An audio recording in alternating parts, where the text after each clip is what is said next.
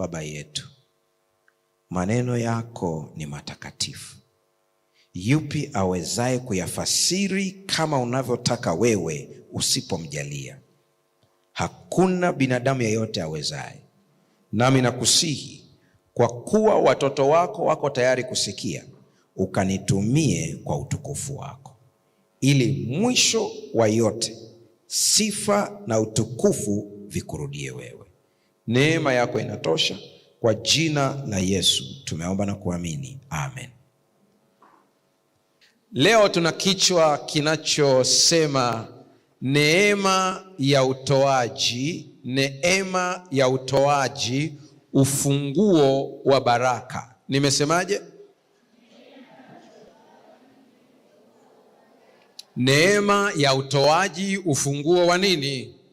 Wa baraka. Niweke hivi, huenda wale ambao wanatufuatilia hawajui kinachoendelea. Wiki nzima katika makanisa yetu ya jimbo la kati mwa Tanzania, wiki nzima hii ni wiki maalum ya kuwakumbusha watu wajibu wao kwa Mungu na wajibu wao kwa watu.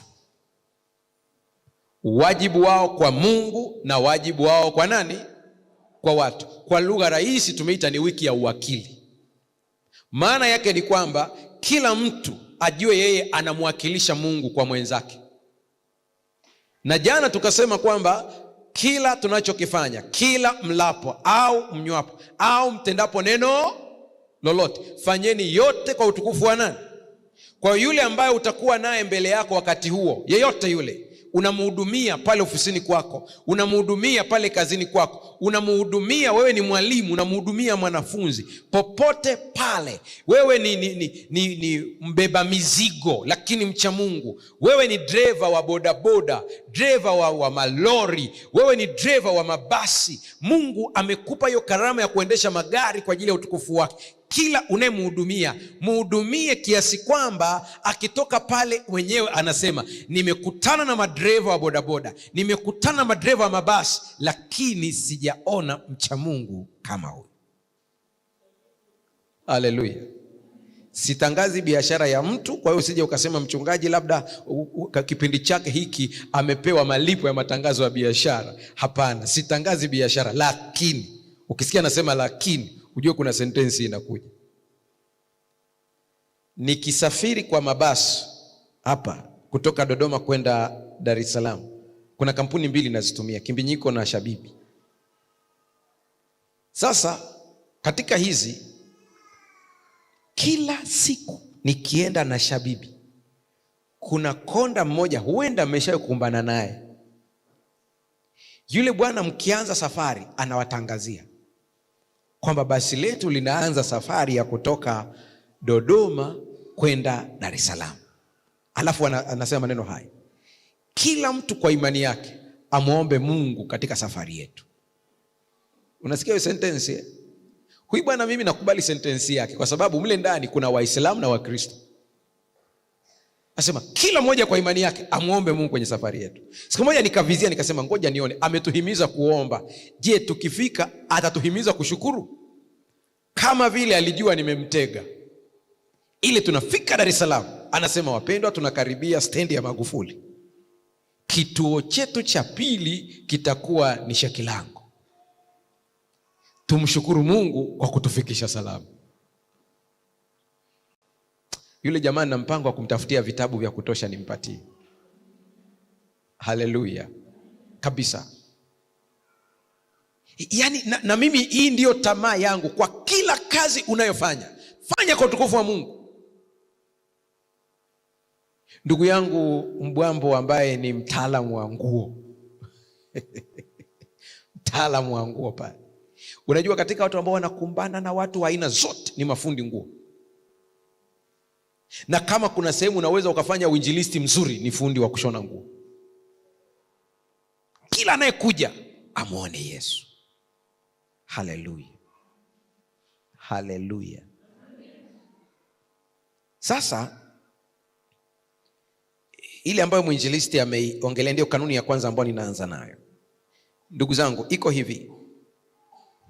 Kuna vitu ambavyo huwezi kuvipata mpaka uvifanyie kazi. Natoa mfano wa vitu kadhaa.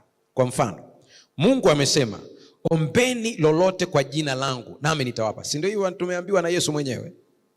Ombeni lolote kwa jina langu nami nitafanya nini? Sasa mtu asiyejua hilo fungu maana yake anakwenda kwenye ATM. Nilipost hiyo video kwa wale ambao wananifollow. Nilipost hiyo video siku moja.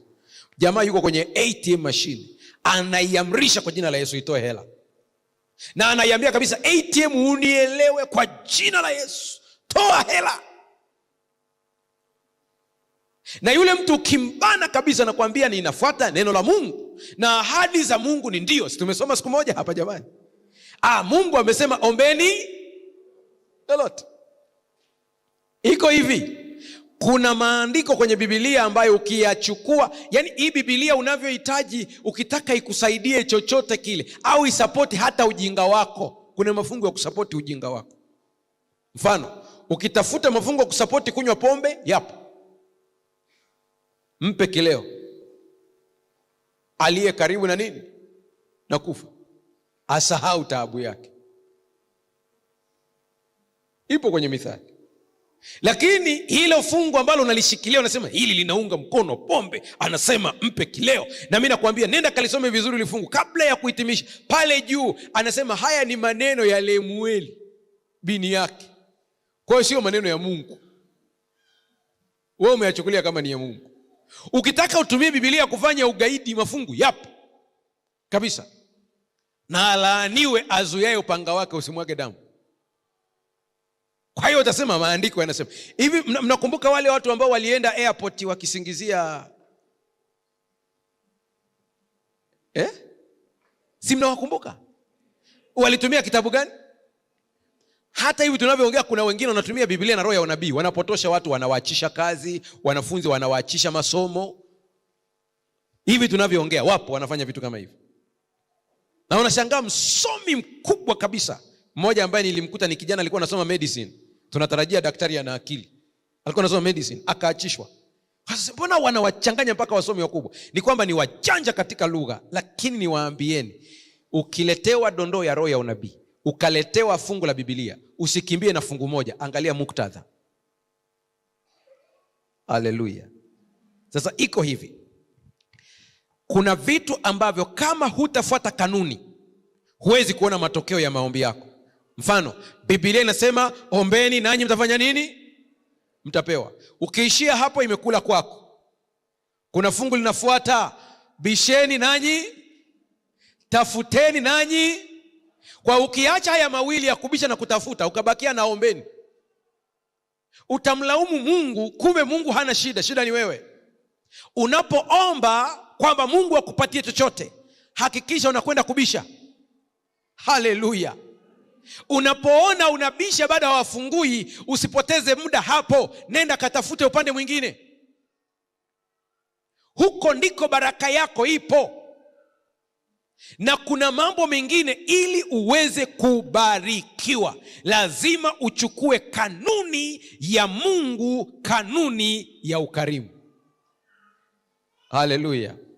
Katika makanisa yaliyosifiwa na Paulo kwenye Agano Jipya, maana unajua kati ya waandishi wa Biblia Paulo anaandika karibia nusu ya Agano Jipya peke yake, ndiye mwandishi pekee. Na Paulo alikuwa ni msomi wa falsafa, ni msomi wa dini, alikuwa anajua vitu vingi sana. Sio mtu wa kukurupuka na kusifia vitu ovyo. Ukisikia Paulo amekusifia inamaanisha. Mshike mkono jirani yako, mwambie umeelewa au umelewa. Si unajua kuna wale watu ambao wanakusifia kabisa. Mheshimiwa mbunge mmoja aliugusa moyo wangu wakati anaongea na askofu, nimekaa pembeni. Askofu yule akamsifia, akamwambia hongera, kazi yako ni nzuri na kuona unavyopambana na nini. Akaeleza yule bwana kwa unyenyekevu kabisa, akaongea sentensi, akasema, baba askofu, nimesikia hizo sifa ulizoniambia, lakini samahani sana kukuambia maneno haya ya kwamba kuna wakati fulani nikisifiwa hivi ninakuwa na wasiwasi kwamba je, ni kweli? Maana tumezoea kule unaweza ukaongea hata hakuna point, lakini watu wanapiga meza. Nikasema huyu ametazama mbali. Paulo akikusifia, ukisikia amemsifia mtu Paulo, hana unafiki, anamaanisha. Siku moja wakati wako na Petro, wameshakubaliana mambo ya imani, wamekaa pamoja wakakubaliana. Wayahudi walikuwa hawakubaliani kuchangamana na mataifa hata kwenye kula chakula. Mataifa atakula kule, Myahudi atakula huko. Paulo na Petro wakaanza kufundishana injili na wakakubaliana kwamba baada ya Yesu Kristo kuja na kufa kwa ajili yetu, kile kiambaza cha kutenga kati ya mataifa na Wayahudi kimefanya nini? Kimeondolewa. Kwa hiyo wote ni wamoja ndani ya Kristo Yesu. Kwa hiyo wakawa wanakula chakula na mataifa, yani na Wagiriki na Warumi wanakula pamoja. Siku moja Petro aliposikia kuna ndugu wametokea Yerusalemu wamekuja kutembelea lile eneo, akaona atawakwaza endapo atamuona anakula chakula na mataifa. Kwa wakati jamaa wamekuja kwenye meza ya chakula, Petro akajitenga, Paulo akawa anakula na mataifa. Akamuasha Petro pale pale mbele ya watu, akawaambia, ndugu sikilizeni, Kefa huyu wakati hamjaja tulikuwa tunakula naye pamoja na hawa jamaa, ila aliposikia mnakuja anafanya nini? Anajitenga. Na Paulo kuna mahali alihojiwa, mbona umefanya hivi? Akajibu anasema, Kefa alipaswa kukemewa hadharani. Kwa hiyo ni mtu ambaye ni yani Paulo unaweza ukampeleka Tarime na akaishi vizuri kabisa. Sasa kuna makanisa, ukisoma Paulo anaposifia makanisa, kila kanisa likifanya upuzi, Paulo hawazunguki, anawaambia straight. Mfano, kuna kanisa moja katika barua hizi za Wakorinto hizi, ambazo wakati wanakula meza ya Bwana walikuwa na tabia ya kunyanyasa maskini. Maana zama zile hii meza ya Bwana ambao tunakula hapa, tuna mkate wana mega mkate, kila mmoja anapewa, tunaulizana mmepata wote, tunajibu ndio, alafu tunaambiwa tumieni. Zama hizo ilikuwa hakuna hiyo style. Yesu aliacha kingine. Yesu aliacha mfumo huu. Meza ya Bwana, ule mkate ulikuwa ni kama chapati ngumu, alafu unachukua una mega, unakula, unampa mwenzako, naye anafanya nini? Ana mega. Kwa hiyo inazunguka, ikiisha inatolewa tena mkate mwingine, au wanapeana kwa duara. Alafu kikombe kile walikuwa wanatumia kikombe hiki. Waliozaliwa vijijini wanaelewa, waliozaliwa mjini hawaelewi hii habari. Mnakumbuka zama hizo tunapewa ugali kwenye sahani hii, alafu bakuli ya mboga ni hii, alafu komba mboga uone. Kwa hiyo wote mna hapo hapo, alafu mnafanya nini? Zamu kwa zamu. Zama hizo pia kwenye meza ya Bwana kikombe ilikuwa ni hiki. Hii wanaelewa watani zangu Wachaga tu wanapokunywa mbege. Wanaita kuria. Unachukua kikombe lile bohora lile, kule Uchagani anapuliza kwanza ili kutoa machicha, unakunywa, unampa nani? Kwa hiyo nao meza ya Bwana ilikuwa inakwenda kwa staili hiyo. Baadaye wakavuka, wakasema hapana, haitoshi, wakawa kila mmoja anakuja na chakula chake kanisani. Kwa hiyo wakati wa meza ya Bwana kila mmoja anashika cha kwake. Sasa kuna wale ambao wanatokea familia tajiri, wametengeneza vizuri, chakula kinapendeza, mkate ni mzuri, maskini ameandaa. Paulo akasikia, akasema, akaambiwa kwamba kwenye meza ya Bwana kuna wale maskini ambao hawana mkate wa kuleta. Wao wanawaangalia wenzao wakishiriki meza ya Bwana, wameshindwa hata kumega mkate. Paulo alivyosikia akawaandikia barua lile kanisa, akawaambia, ninasikia kuna faraka kwenu, nami nusu na sadiki. Yani ninaamini nusu ya story niliyopewa. Anasema, nanyi mnapokutana ili kula meza ya Bwana, hamkutani kwa faida. Weka nukta hapo kidogo. Kila siku watu wanapokula meza ya Bwana, unaweza kukala meza ya Bwana kwa faida au kwa nini? Kwa hasara. Inategemea. Na Paulo anawaambia, mgogoro wenu nyie mnakula meza ya Bwana bila kupambanua ule mwili na ile damu. Msipopambanua mnajiletea laana. Leo sifundishi meza ya Bwana, nimekugusia tu hiyo kidogo ili uweze kujua tabia ya Paulo. Akawaorodheshia makosa yao moja baada ya jingine. Anasema, moja ya makosa yenu ni hii: mnapokutana kula meza ya Bwana, kila mtu anawahi kula chakula chake, wakati kanuni ilikuwa ni kupeana, wote wafanye nini? Wapate. Tena akawaambia, mnataka kuwadhalilisha wale wasionacho. Anasema ni wasifu kwa hili. Mwenyewe anaandika, anasema, hasha, siwezi kuwasifu. Kosa la pili, Anasema mnapokutanika kwenye meza ya Bwana, nanyi mnakutanika wengine wamelewa. Hujanielewa? Yaani wale jamaa walikuwa wanakuja kanisani, yuko ntwi na yupo kwenye ibada. Kwa hiyo saa ya meza ya Bwana, asa nipe mkate. Paulo akamwambia, ni wasifu kwa hili, haiwezekani. Sasa nikawa naangalia Paulo amewaponda. Nikaja kugundua wakati nasoma hili somo la uwakili la wiki hii, kuna kanisa limesifiwa na Paulo mpaka basi ilikuwa na sifa ya ajabu. Na mimi natamani hili kanisa ambalo mnanitazama leo muige kanisa la Makedonia. Wao walikuwa na sifa gani mpaka Paulo anawasifia? Fungua kitabu cha Korinto wa pili. Mimi nitasoma Kiswahili cha kisasa, wewe unaweza ukasoma Kiswahili chako ulichokizoea. Wakorinto wa pili sura ya 8. Ikiwa unasoma Kiswahili cha zamani, unisikilize basi nikisoma cha kisasa, alafu cha zamani utakisoma ukifika nyumbani. Tumekubaliana? Sikiliza maneno haya. Fungu la kwanza, Wakorinto wa pili sura ya 8, fungu la kwanza na kuendelea pale. Anasema, ndugu zangu, tunapenda kuwapa habari juu ya neema ambazo Mungu ameyajalia makanisa Makedonia. Kumbe ilikuwa sio kanisa moja, bali ni makanisa. Yaani nafikia kiwango makanisa ya Makedonia yameambukizana, tabia yote zinafanana. Fungu la pili, waumini wa huko walijaribiwa sana kwa taabu, lakini furaha yao ilikuwa kubwa, hivi hata wakawa wakarimu kupita kiasi, ingawaje walikuwa maskini sana. Hebu soma fungu la pili kwa Kiswahili cha kwako. Nilikuambia utakisoma kule nyumbani, lakini natamani usome hapa sasa hivi Kiswahili cha kwako. So, mtu mmoja tu hapo asome. Mimi nitafuatisha ili watu wa YouTube nao wasikie. Wakorinto wa pili 8 fungu la pili. Mmoja yote jitolee tu. Ndio. Fungu la pili. Ndio. Walipokuwa wakijaribiwa kwa dhiki namna gani? Nyingi. Endelea. Wingi wa na umaskini wao.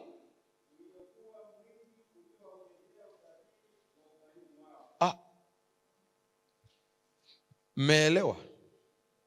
Jamani, hapa atuhubiri, tunafundishana. Kwa hiyo na nyie mnanifundisha mimi, na mimi nawafundisha nyie, tunafundishana. Na ulizeni, mmeelewa hilo fungu? Naongea na watu au na binadamu? Mmeelewa hilo fungu? Haya, mtu mwingine arudie tena ambaye yuko karibu hapa. Fungu la pili. Mtu mwingine arudie haraka tu hapo.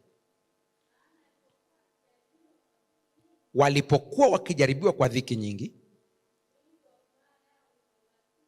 wingi wa furaha yao na umaskini.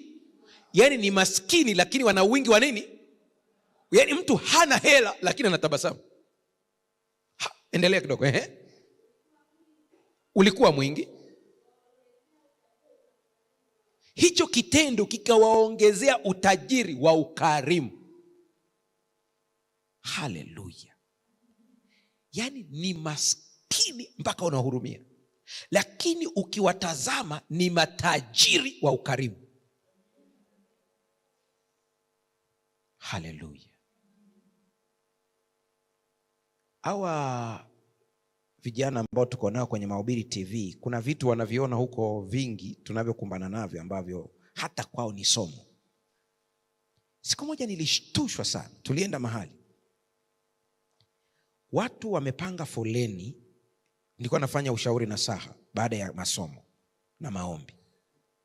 Watu walikuwa ni wengi sana. Sasa kuna binti moja alipanga foleni karibia siku 3, ameshindwa kuja kuniona. Siku 3 yuko pale. Lakini kila nikishuka mimbarani, nikifika pale, nikiona watu waliojipanga namuona. Siku ya 4 ndipo akaweza kuingia. Alivyokuja nikamwambia, nimekuona siku ya kwanza, nimekuona siku ya pili, umekaa hapo. Anasema, pastor, kila nikijaribu kuingia nakuta watu ni wengi, nikakata tamaa. Na leo nimekuja kukujaribu tu. Nikamwambia, una shida gani? Akaniambia, sina shida, ila nilitaka tu nikuulize, internet ya kurusha mahubiri live mnalipa shilingi ngapi? Sijui unanielewa. Ukimtazama kwa macho ya kibinadamu, mimi ndiye natakiwa kumpa hela. Si unanielewa ninachokisema? Nilivyomtajia, akafungua pochi yake, pochi iliyochoka. Si unajua mabinti zetu hawapendi kutembea na pochi iliyochoka. Lakini na maana kwamba yule amejaribu kila namna, ndio mwisho wa kunukuu pale. Lakini akatoa fedha ile niliyomwambia, akarudisha na shilingi kama sitakosea 5,000 ikabaki.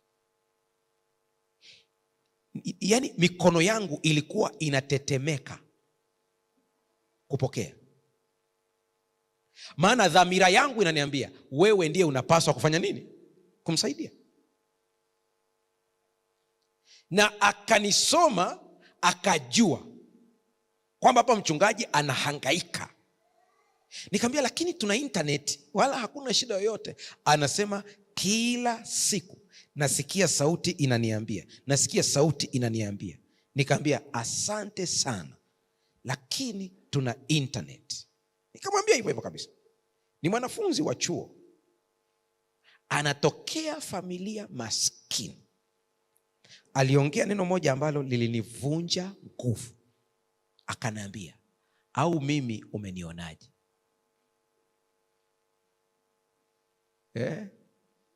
Si unajibaraguza tu hapo kwamba unajua hakuna shida. Basi nikanyosha mkono nikapokea. Nakumbuka niliposhuka pale kati ya hawa mmoja hapo, nikamwambia kanunue interneti haraka, nisije nikajaribiwa kuiwekea mafuta. Ni nadhiri ya mtu hii, kanunue interneti haraka. Lakini nilishindwa kuvumilia, nikawasimulia wazee wa kanisa kwenye gari. Nikamuuliza mzee, unamfahamu yule aliyekuja hivi na hivi? Sema ndio. Nikamwambia unajua kilichomleta? Mzee wa kanisa akaniambia hapana. Nikamwambia alikuja kuchangia internet. Mzee wa kanisa akashikwa na butwa, akaniambia pastor, tunamfahamu huyu binti na familia anakotoka kwao, ndiye peke yake ametokeza kielimu. Sasa kumbe haya mambo ya Mungu yaacheni kama yalivyo. Kumbe katika wale wazee ambao tuko nao pale, mmoja ni mwalimu kwenye hicho chuo. Akasema hivi anaitwa nani? Akatajiwa jina. Akaendelea kufuatilia, akafuatilia vizuri, akakuta yule binti alishindwa kulipa ada ya baadhi ya masomo yake, lakini bado ni mkarimu. Muujiza uliomshukia huyu mwalimu huyu akamwambia mzee mwenzake, nitafutie binti nikutane naye, nimeamua kumfadhili masomo mwaka mzima. Kanaambiwa kale kabinti kato ni kilio tu, machozi, kanalia. Huwa nikiwaambieni watu kwamba hivi mnavyoniona mniache hivi, nina maana hii. Mungu amenifundisha vitu katika maisha yangu, sio kwa kuniongelesha tu, ila kwa kuona matukio. Ambao mmezoea sana kusikiliza kwenye YouTube nikiongea, kuna bibi ambaye siachi kumsema, Mchungaji Mbogo ambaye ni mchungaji katika field yetu, anakumbuka hilo tukio. Wakati huo likitokea, alikuwa kijana mdogo, nimeenda kwenye makambi, watu wamepanga foleni pale, wananiaga, tuko na wachungaji wengine bibi yule akaja akapenya. Si unajua kuna wale wa bibi ambao wanajulikana kabisa. Akaja shemasi mmoja akamtoa yule bibi, akamwambia kaa pembeni, kwa sababu watu waliokuja kutuaga wakati ule walikuwa wanakuja kutupatia sisi zawadi. Kwa unakuta mtu amekuja na lifurushi, mwingine amekuja na madebe mawili ya mahindi. Yule bibi wanamfahamu hana chochote. Kwa ni kana kwamba anaambiwa na wewe unapanga foleni ya kwenda kuona wachungaji, una nini? Sijui unanielewa ninachokisema. Jamani, haya mambo tusiogope kuyasema mimbarani, kwa sababu ndiyo maisha halisi hapo kwenye makanisa yetu. Kuna kubaguana kwa uwezo wa nini? Sasa wakati na mimi natazama vile, ni mgeni, kwa hiyo siwezi kuingilia yale mambo ya watu wanakuja, tunaagana. Bibi kumbe akapenya mahali, akafika pale nilipo. Alivyokuja, cha kwanza kabisa akanikumbatia, Na wale wa kumtoa wako tayari kumtoa, maana anamkumbatiaje mchungaji? Kwanza hana perfume. Kiswahili hakijui vizuri, anachanganya lugha mbili, anaongea Kisukuma na Kiswahili, anatwanga yote kwa pamoja. Mimi niliokota machache, lakini moja ambalo amesema ni hivi. Anasema, mimi sina mtoto, lakini wewe nakuona kama mtoto wangu. Baada ya pale akafungua kanga yake, akatoa. Wewe unajua umeishi na bibi wewe kweli? Wewe unayenitazama, wewe kuishi na bibi, si unajua bibi zetu huwa wanatupa hela kama vile wanauza madawa kulevya. Unaitwa wewe, njoo kanafunguliwa, chukua. Akafungua, akatoa pesa imefungwa kwenye kanga. Kama sitakosea ilikuwa ni shilingi 500, maana ni muda mrefu sana. Sasa fikiria akina mchungaji Mbogo walikuwa vijana wadogo, ni miaka mingapi hiyo? Sasa hivi ni mchungaji na anamtaa. Akatoa. Nakumbuka nikaenda Mwanza.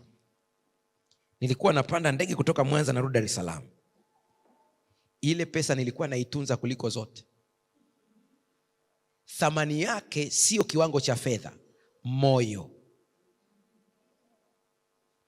Kila nikifika namkumbuka yule bibi. Ikawa ile pesa nakaa nayo muda wote. Wakati nasimulia kisa hiki mahala fulani, ndipo nikaambiwa yule bibi alishafariki, ni muda mrefu sana. Ukarimu. Watu wa Makedonia wanasifiwa na Paulo kwa moyo wa ukarimu. Na hivi ndugu zangu mnaonitazama hapa, ikifika hapa tuongee ukweli bila kupindisha maneno. Ni rahisi kuongea ukarimu mdomoni, ni habari nyingine kufanyia kazi kwenye maisha. Mchungaji mmoja alihubiri hivi mimbarani, akakazana kwambia waumini wake, mkiona watu msiwabague, ukiona mtu msaidie. Mchungaji akahubiri, waumini wakaguswa na visa alivyotoa mchungaji. Siku ikafika, mchungaji akaenda kuvaa maski. Baada ya mwezi mzima akawa kizee kilichochoka. Akachukua koti ambalo limechoka kweli kweli na ni chafu, akatembea akiwa na kamkongojo. Mchungaji yule akaja akaingia kanisani pale. Siti aliyopewa ni siti ya nyuma.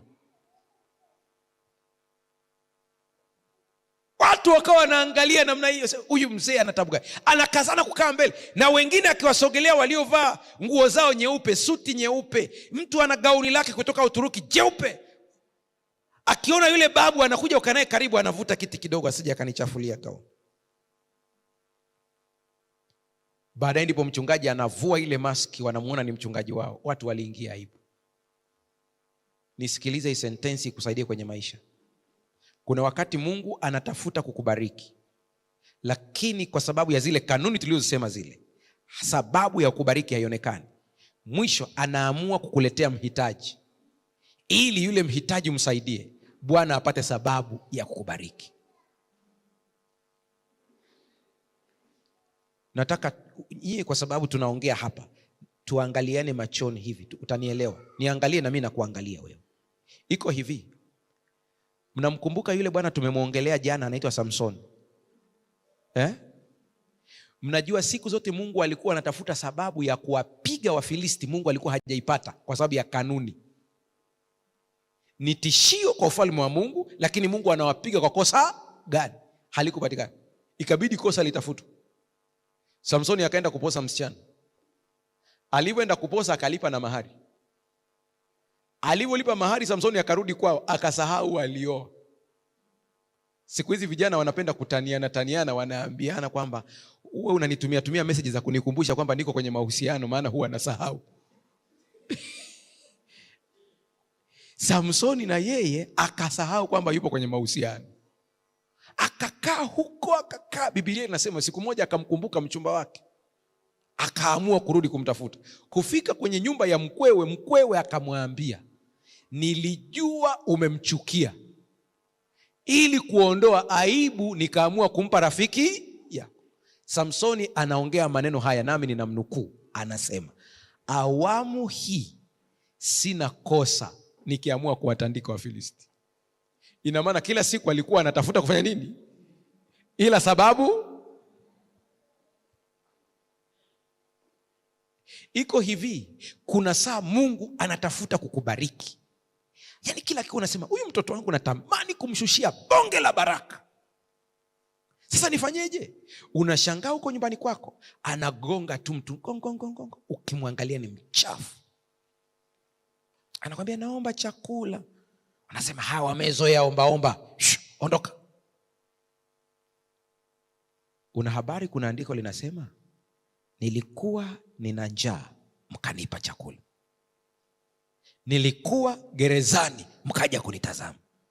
Anasema ndipo wenye haki wakauliza, lini tulifanya yote haya? Anasema naye akajibu akawaambia, kwa kadri mlivyowatendea wadogo ndugu zangu, mmenitendea mimi. Sijui mimi naongea na nani sasa hivi hapa, ila najua Mungu ana ujumbe kwako. Je, unazo nguo ambazo unamaliza miezi 6 hujazivaa, miezi 3 hujazivaa? Hizo nguo sio za kwako, zipeleke kwa wahitaji. Una viatu ambavyo umeweka pale, una muda mrefu hujavivaa, vile viatu sio vya kwako. Na ndugu zangu niwaambieni, na Mungu awasaidie kulielewa hili, kuna baadhi ya vitu umevishikilia ni vizuizi vya baraka. Siku ukivitoa, baraka inakuja. Samani kwa mfano nao kwenda kuutumia kama utakukwaza. Tuna daktari humu ndani? Hatuna. Hata nesi. Yuko dada yangu hapa, kuna mwingine yule pale. Haya. Mtu anapokula chakula, si lazima aende kule mahali? Hamjasoma Cuba? Kule, si lazima uende kule? Ukajikuta amemaliza siku 7 hajaenda. Akileta hospitali, amepewa madawa imegoma. Si kuna mashine maalum? Tunaelewana hapo? Huyu mtu haongezewi chakula mpaka ule uchafu fanye nini? Ukiendelea kushikilia hizo kanga na vitenge ulivyo navyo na hayo magauni na hizo suruali na hivyo viatu, ule ni uchafu. Hakuna chakula kingine baraka itakayoshuka ikae kwenye tumbo lako mpaka ufanye nini? Ndipo ikishindikana kutoa kwa njia ya kawaida, Mungu atatuma panya. Unasikia mtu anakuambia, na kitenge changu kipya nilipewa kwenye harusi. Harusi mwaka gani? Miaka 6 iliyopita. Una kitenge cha harusi, kiko wapi? Imekuwaje? Sema panya wamekula. Unakumbushwa ukarimu. Haleluya, haleluya. Unakumbushwa kitu gani? Ukarimu. Sikia maneno haya ya kusaidia. Ukarimu unalipa. Ukarimu unalipa. Andika kitabu cha Petro wa kwanza 4:10. Pale kwenye Wakorinto pale tumeona Paulo anafuatilia ukarimu wao hadi kwenye chanzo chake cha kweli, na kuwaonesha Wakorinto kwamba ni neema ya Mungu inayobidisha utoaji wa ukarimu. Lakini kwenye kitabu cha Petro, Wakristo wanatajwa kuwa mawakili wa wema na neema mbalimbali za Mungu. Petro wa kwanza 4:10. Kuna sentensi nilipenda hapa, nataka na wewe uichukue, isikilize vizuri hii sentensi. Tabia ya kuwapa wengine vitu ni talanta iliyovuviwa na Mungu, na hivyo basi ni ushahidi wa neema ya Mungu. Roho ya utoaji hutafuta kwa hiari kujitolea katika matendo ya utoaji kwa ukarimu. Haihitaji kuhimizwa. Ngoja nikusogelee kidogo. Ukisikia wewe ni mtoaji baada ya kupigwa mikwala mimbarani, muombe Mungu akupe roho ya ukarimu. Hata zaka na sadaka, ukikuta watu ambao wanatoa baada ya kusomewa mafungu ya kutisha, hawana roho wa Mungu. Yaani mpaka mchungaji asimame hapa aanze kusoma mafungu ya kutisha. Mmelaaniwa kwa laana na taifa hili lote. Leteni zaka kamili ghalani kiwemo chakula. mpendwa, si unajua hizo sauti mpaka zinabadilishwa kabisa. Mpendwa, usipotoa lile duka lako litaungua. Basi. Unashangaa unamuita mkeo, tutoe duka litafanya nini?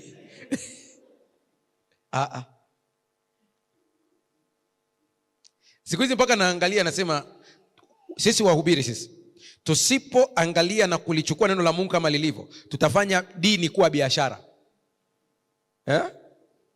Kwa sababu sasa mafungu yale ya kutishia watu, ndio unakuta mtu anaambiwa usipopanda mbegu ugonjwa hautoki. Mwisho mtu anasema ngoja nipande mbegu yenyewe sio ya mahindi, ni nini? Hao wa Makedonia wanaotajwa hapa hawakutoa kwa kutishiwa, walitoa kwa hiari. Haleluya. Jamani, inapendeza kupewa zawadi kwa hiari. Mimi sijui labda wewe mimi sielewi tabia yako, lakini mimi iko hivi. Katika vitu ambavyo siwezi ni kuomba zawadi. Kama jamani mnikumbuke huko jamani. Mnajua zawadi ya kuomba hainogi. Mshike mkono jirani yako, mwambie zawadi ya kuomba hainogi. Jamani, si ni kweli? Lakini ukakuta tu mtu anakuambia nimekuletea zawadi, unajisikia. Haleluya. Toa zaka, toa sadaka, toa misaada kwa moyo wa kupenda. Haleluya. Kuna bwana mmoja, fungua kitabu cha Luka, nafikiri ni kitabu cha Luka, ngoja nikuhakikishie vizuri, ambaye alipata baraka ya pekee sana. Luka sura ya 7. Luka sura ya 7. Fungu lile la 6. Tuanzie fungu la kwanza. Fungu la kwanza. Nitasoma mpaka fungu la 10. Alafu baada ya hapo taingia kwenye maombi. Sikiliza maneno haya. Alipokwisha kuyamaliza maneno yake yote masikioni mwa watu, aliingia Kapernaumu. Fungu la 2.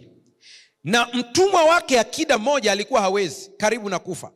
Naye ni mtu aliyempenda sana. Yaani kuna akida na mtumwa wake, na mtumwa wake anaumwa karibu ya kufa, yuko mahututi, lakini pia huyu akida alimpenda sana mtumwa wake huyu. Fungu la 3. Aliposikia habari za Yesu, yaani huyu akida, alituma wazee wa Wayahudi kwake kumwomba aje amponye mtumwa wake. Fungu la 4. Nao walipofika kwa Yesu walimsihi sana wakisema, amestahili huyu umtendee neno hili. Jamani, kuna wapambe wazuri. Yaani hawa wazee wa Kiyahudi wakamwendea Yesu wakamwambia, huyu bwana, huyu akida huyu sio Myahudi mwenzetu. Na mimi huwa kuna saa nasikia kauli fulani sizipendi, sizipendi ila kwa sababu nimezoea kuzitumia basi. Unashangaa mtu anakupigia simu, mchungaji, nina rafiki yangu, asema naomba umhudumie lakini sio msabato. Yaani hiyo neno lakini sio msabato nikiisikia nasikia yaani kwamba wanaohudumiwa ni nani? Hapana. Mna habari hili kanisa limeitwa nyumba ya sala kwa mataifa mangapi? Yote. Lakini wapambe wa Kiyahudi nao wanaupambea, wanamwambia Yesu, msaidie huyu mtu, anastahili. Ikabidi na mimi niangalie zaidi, anastahili kwa sababu gani? Sikia maneno haya. Anasema, maana analipenda taifa letu, naye alitujengea sinagogi. Vitu viwili. Cha kwanza anapenda taifa, cha pili ametujengea sinagogi. Fungu la 6. Basi Yesu akaenda pamoja nao, hata alipokuwa si mbali na nyumba yake. Yule akida alituma rafiki kwake akamwambia, Bwana, usijisumbue, maana mimi sistahili wewe uingie chini ya dari yangu. Kwa hiyo niliona sistahili mwenyewe kuja kwako, lakini sema neno tu na mtumwa wangu atapona. Haleluya. Hebu sikiliza hapa kabla hatujafunga somo la jioni ya leo, uone kwamba ukarimu ni ufunguo wa baraka. Huyu bwana anamuona Yesu ni mtu wa hali ya juu sana mpaka anaogopa. Akaona mimi siwezi kwenda, ni akida, ni kiongozi mkubwa wa serikali. Akawatafuta wazee wa Kiyahudi marafiki zake, akawaambia, mimi nina shida na mtumwa wangu kule anaumwa, hali yake ni mbaya, anakaribia kufa, ila nimesikia Yesu anaponya. Mimi kumwendea Yesu siwezi. Akasema, sasa fanya hivi, niendeni mkamwambie Yesu anisaidie. Sasa unajua ukishatuma mtu, wakati mwingine watu wanapunguza ukali wa maneno. Wanaweza wakaongeza au wakafanya nini? Wakapunguza. Nilifanya hili zoezi kule Mafinga. Nikawaita waimbaji, nikawapanga msururu hapa. Wa kwanza nikamwambia, mwambie mwenzako mgonjwa ana hali mbaya, akaribia na kufa. Akamwambia mwenzake. Akafuata mwingine akamwambia. Ukiingia YouTube utaona hilo zoezi lilikuwa liko live. Na huyu akamwambia, na yule akamwambia. Kufika wa mwisho nikampa mic, niambie wamesemaje. Anasema mgonjwa amekufa. Kwa hiyo wa mwisho ni mgonjwa amekufa. Nina mashaka hata huyu akida aliwaambia wazee wa Kiyahudi, sitaki Yesu akanyage kwangu, najua ana nguvu, akitamka tu inawezekana, nendeni mkamwambie. Lakini wazee waliofika wao wakamkazia Yesu, twende nyumbani kwake tumuone. Jamaa watu yuko kwa mbali anaangalia, akaona msururu wa watu wanakuja. Kupiga jicho vizuri, pop, akakuta Yesu yupo katikati yake. Sasa niliwaambia sitaki aje. Ingekuwa ni vijana wale wanasema najijua makando kando yangu, sitaki akanyage wapi? Hapa. Akija hapa ni tabu. Lakini anashangaa Yesu anaendelea kuja. Akamtuma mtu mwingine akisema, nenda wahi waambie wamzuilie pale pale. Nenda ukamwambia Yesu hivi, ninajua nguvu yako, wewe ongelea tu ukiwa wapi, mtumwa atapona. Haleluya. Si unajua kuna watu wakisikia mchungaji anatembelea nyumbani kwake, anauliza kuna nini? Baraza la kanisa limeamuaje? Wakati hata kesi hana. Kwa nini nimeleta historia huyu akida? Anasema kumbe kilichofanya Yesu aende, jamani tuacheni unafiki, twende straight hapa, ni vitu viwili. Anasema anapenda taifa na ametujengea nini? Hekalu. Mnamkumbuka Kornelio? Alitembelewa na malaika kwa sababu alikuwa anakwenda kanisani sana. Hakuna, ni vitu viwili tu, sala zako na sadaka. Alikuwa anafanya ibada binafsi, lakini alikuwa anatoa sadaka. Alikuwa anasaidia maskini. Anasema zimefika. Mnamkumbuka Dorcas? Alivyokufa kanisa likasema huyu hazikwi. Kwa nini? Muiteni Petro tumuonyeshe vitu ambavyo huyu mama amefanya. Petro atuambie, mtu wa namna hii je, anazikwa? Wengine watu wakisikia umekufa wanauliza tu, jeneza mmepata? Lakini yule akagoma, asema hapana, hazikwi huyu. Petro akaja akamfufua. Ndugu zangu, Mungu awasaidie mlibebe hili. Kuna nguvu katika ukarimu kabisa. Ila hili nasema na kulirudia, ni chungu lakini limeze. Ukitaka uwe mkarimu na upate baraka za kweli za Mungu, vigezo na masharti, ufanya nini? Usibebe selfie tukiwa eneo la tukio, wakati tunamsaidia obaomba barabarani. Achana na hivyo vitu. Nenda kimya kimya. Haleluya. Kama ikatokea kuna mtu amekupiga picha, ni yeye, lakini sio wewe. Mungu atusaidie sana. Naomba tusimame.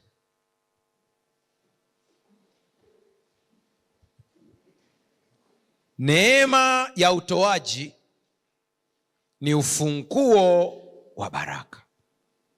Haleluya. Mimi sielewi, lakini mwambie Mungu nisaidie, pale palipo na uchoyo uondoke. Kwenye somo la leo kuna kisa ambacho nimekiruka hapo, kimeelezewa vizuri kwenye hili somo.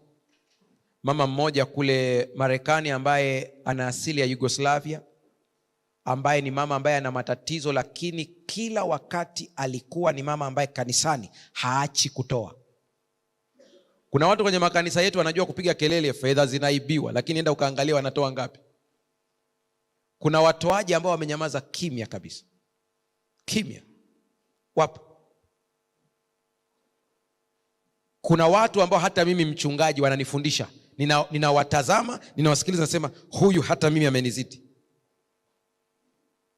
Kuna mtu namfahamu mpaka leo hivi ninavyoongea na nyie, anatoa 35% ya mapato yake yote kwa ajili ya kazi ya Mungu. 35.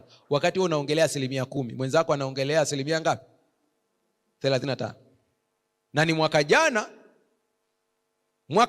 ndipo alipokuwa anasimulia, na watu wengi hawajui. Yaani kama kuna ambao wanajua ni familia yake na mimi, ndio maana hata jina simsemi. Namtumia tu mfano lakini sitaji jina lake. Ananiambia, mchungaji, tageti yangu ni kupiga pasu kwa pasu na Mungu.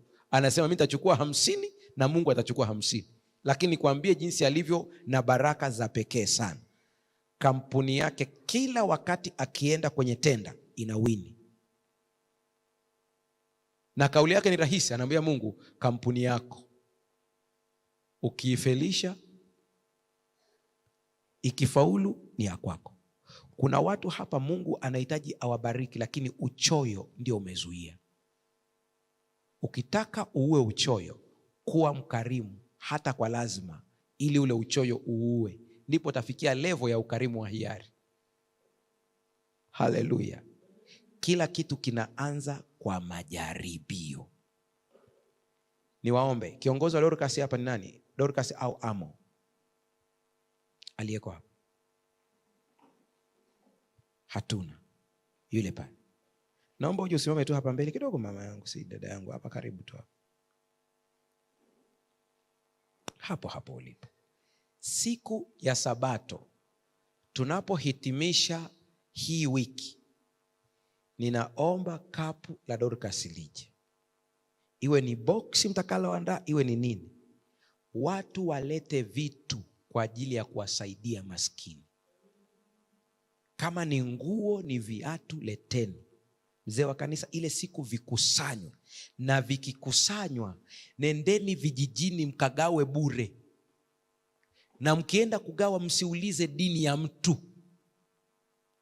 Nendeni kwa surprise kwenye nyumba za watu. Maana mkisema mtumie viongozi wale wa serikali za mitaa, wataweka watu wao kwanza. Nendeni kwa surprise huko, kwa kibali kizuri tu, serikali ijue, ambie tunazungukia nyumba, tunatoa misaada. Toeni, kama ni viatu, kama ni nini, gawa. Haleluya. Ninaomba hili lifanyike. Hatuwezi kuongea masomo ya ukarimu wiki nzima alafu tusifanye kwa vitendo. Pale kwenye biashara yako, weka mkataba na Mungu kama Yakobo, nitakutolea fungu la 10. Haleluya.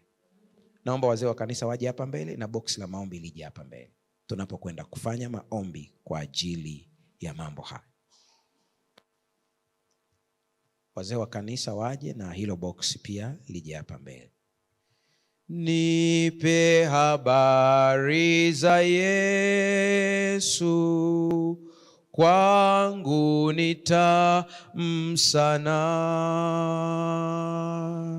Kisa chake cha thamani hunipendeza sana. Jinsi malaika wengi walivyoimba sifa alipoleta amani kwa watu wa dunia.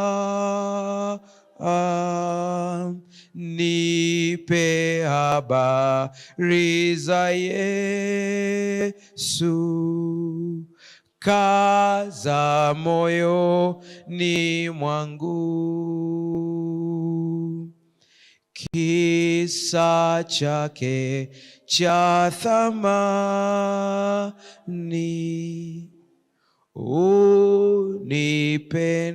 unipendeza sana.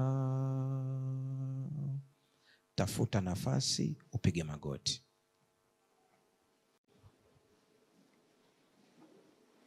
Kati yenu mzee kiongozi ashike microphone, atatupatia ombi la kwanza la kuombea yote yaliyowekwa katika boksi hilo, alafu na mimi nitamalizia kwa ombi la baraka.